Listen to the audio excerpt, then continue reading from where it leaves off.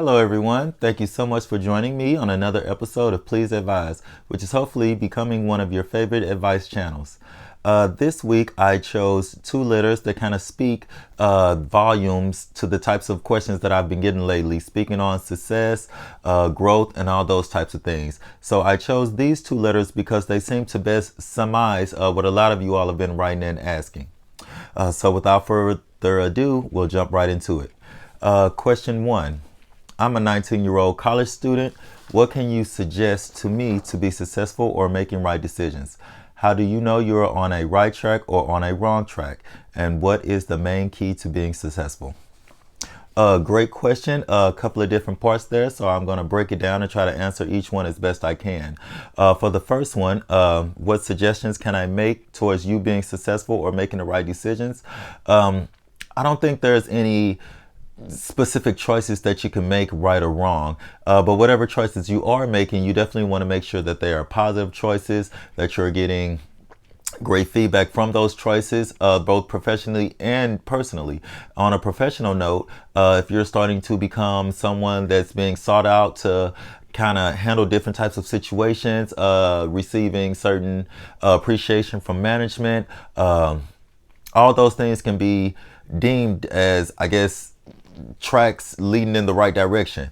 As far as personally, you might start to garner some type of what's the word I'm looking for? I guess amazement or astonishment from your friends. Maybe people are starting to look up to you, kind of come to you on a more personal level, asking you different types of things on handling different situations.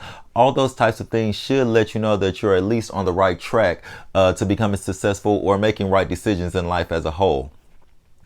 As far as how do you know you're on the right or wrong track, I feel like that would be very self-evident with the actions of people surrounding you and how they kind of interact with you. For instance, if you're on the right track, people will kind of seek you out, ask you certain questions, want to be in your company, want to kind of know some of the things that you're doing to help you be successful. If you're on a wrong track, people will tend to steer away from you, not ask you anything, and just kind of distance themselves from you. That's how you know you're on the wrong track, not making very good decisions, not kind of going in the way of a successful person. As far as the main key to being successful, I don't think I can fully answer that. I don't think there is one main key to being successful. I think there are certain things that you can do to help you become successful. I think the best one of those things would probably be to plan. There's a saying that goes around that I believe to be very true. If you plan to fail, then I'm sorry, I said that all wrong. If you fail to plan, then you plan to fail.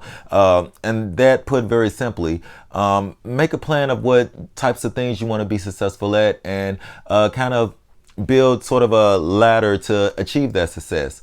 For instance, if you want to be a supervisor where you work at or want to move into management, kind of look at what other managers may have done or what they are doing to kind of make them successful. Maybe speak to them about maybe them becoming a mentor of yours. I always find that working with people who are successful in certain fields, they always have kind of knowledge, tips, tricks of the trade or what have you to pass down to you. Take advantage of all of those. Those types of things will kind of help set you up on your path. And then also, you do also have to have an idea of what your success will be. Different people define success differently. I define success as basically making progression in any thing that you choose to do, whether it be, becoming a manager somewhere or becoming the best at, playing a certain sport or anything like that.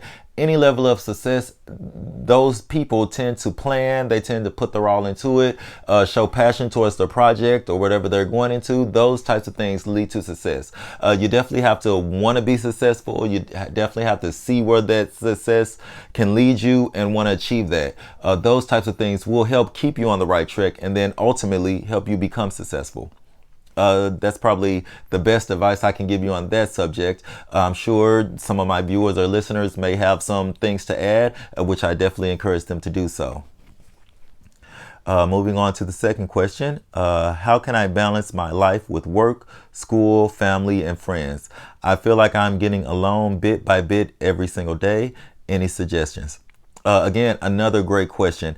Definitely ties into that trying to be successful trend. As far as work and school, trying to balance a balance between those, I'd say the best step to achieve that would probably be scheduling. You pretty much know what hours you have to work.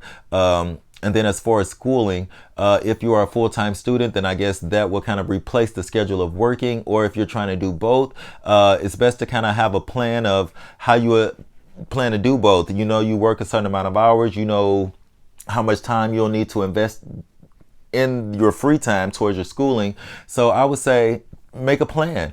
Grab a whiteboard or use a computer program, any type of calendar program, and then kind of just set your schedule moving forward. Again, you know what hours you work. I would fill in the schedule with that first, and then what hours you need to dedicate towards school, I definitely throw that in a second. As far as family, that's something that I pretty much struggle with myself, with keeping in contact, staying in a loop, keeping current on certain events that may be going on within the family. What I have tried to do is kind of check in more often than I have before. I would say probably once every 2 weeks would probably be a good starting point.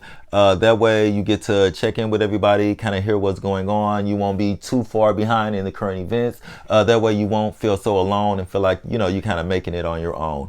As far as with the friends, that one may be a little bit easier. You can always, I guess, have a group event.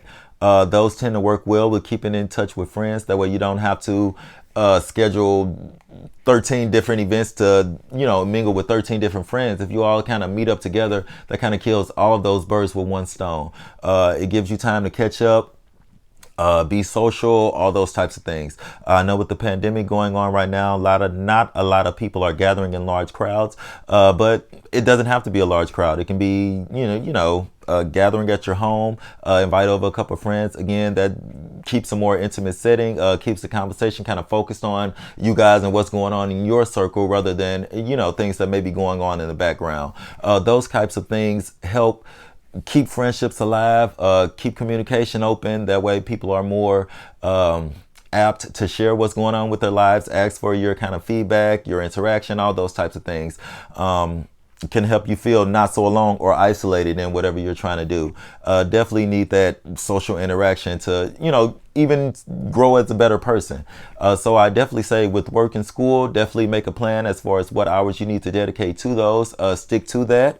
As far as family and friends, again, with the family, the checking in once every 2 weeks. If that's not often enough, I would probably suggest even maybe starting a family thread or a family group on Facebook or any type of social media. That way you guys can all kind of throw into the big pot things that are going on, things that are affecting you, things you guys might be feeling or want to do. That way everybody's in the loop. Everybody sees the information as it comes in. That way, everybody's kind of connected and you don't feel like you're not spending time with your family because you're definitely communicating with them often. Then as far as the friends, like I said, schedule those groups events. The groups or the threads might work with friends as well. Everybody's on the go. Everybody kind of has their own thing going on. So sometimes even starting any line of communication could help as far as connecting you guys together. And again, killing all of that loneliness and helping you understand that people are, experiencing their own lives, but that doesn't mean that they don't have time to necessarily experience yours with you. That would probably be my best pieces of advice for that. Hopefully that answers your question and hopefully I can get some feedback. Let me know what you think about that. Thank you guys so much for joining me this week. And that'll be my show. Until next week, stay tuned.